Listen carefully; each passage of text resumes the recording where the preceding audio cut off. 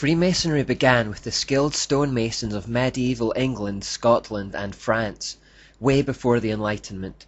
Their trade secrets made them valuable artisans in the construction of castles, cathedrals, and all the important buildings of the time.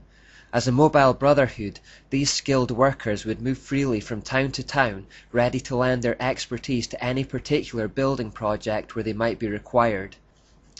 Secret handshakes and other signals were developed to identify one another as members of the craft, and they established exclusive guilds which no other person was allowed to enter. These guilds, called lodges, were primitive types of trade unions that were mainly for protection and credibility. Secrecy within them was necessary in order to monopolize and control the knowledge of the craft.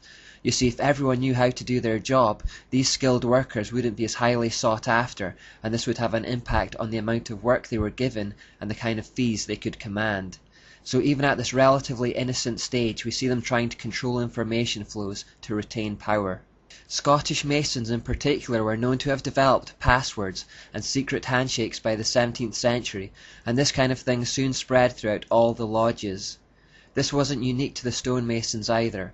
Secrecy was commonplace in all types of medieval guild in those days. It was knowledge of a specific skill or craft that gave people prestige and earning power, so they all tried to protect what they knew. This is the relatively innocent origin of Freemasonry, and the period that is now known as operative masonry, because it was simply about the literal operations of the building trade. As early as the 14th century, however, we start to see sinister glimpses that these lodges had begun to associate on some level with Nimrod. In the latter half of that century, a series of 115 documents called the Old Charges were composed to outline in a formal way the nature, organization, and functions of the craft. A 1425 manuscript shows that Freemasons had begun to trace their origins back to Nimrod as the instigator of the first great building project in world history, the construction of the Tower of Babel.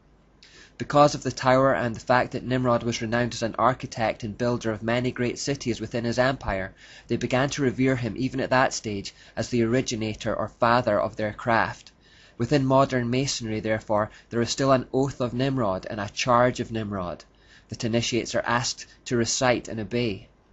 Now remember how I said that religions take on the characteristics of their prophet? Well, that's a rough idea of what happened here.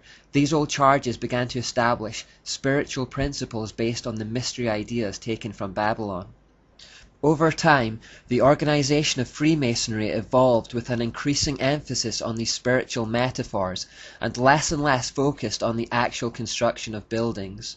By the late 1600s, just as the Enlightenment was getting going, Masonic lodges started enrolling growing numbers of accepted gentlemen who had no direct links to the building trade at all. Some writers suggest that this happened simply because of a growing interest in architecture amongst the nobility.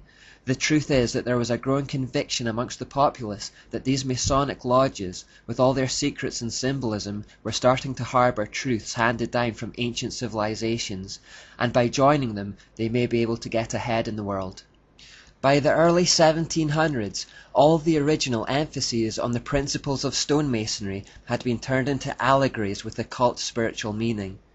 To take a random example, unhewn stone was said to symbolize man in his infant or primitive state, rough and unpolished.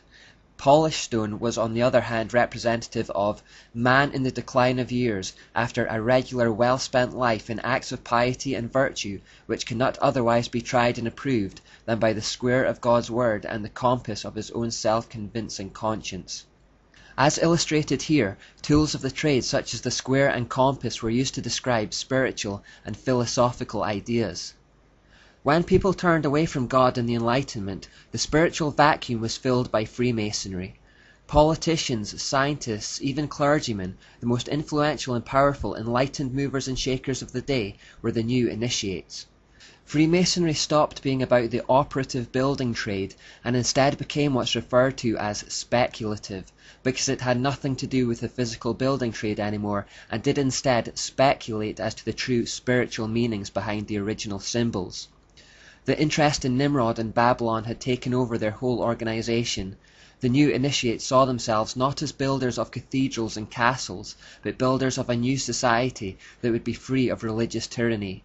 It would be based on the so-called enlightened truths handed down from ancient times. The first Grand Lodge of Freemasonry was established in 1717, and this is generally held to be the official beginning of speculative Masonry. Freemasonry at this point effectively became the Church of Deism. It was also from this point that Freemasonry effectively became the truest form of the ancient mysteries in the world, having gathered ancient wisdom from all the mystery religions throughout history. Freemasonry then leads us on to the infamous Illuminati.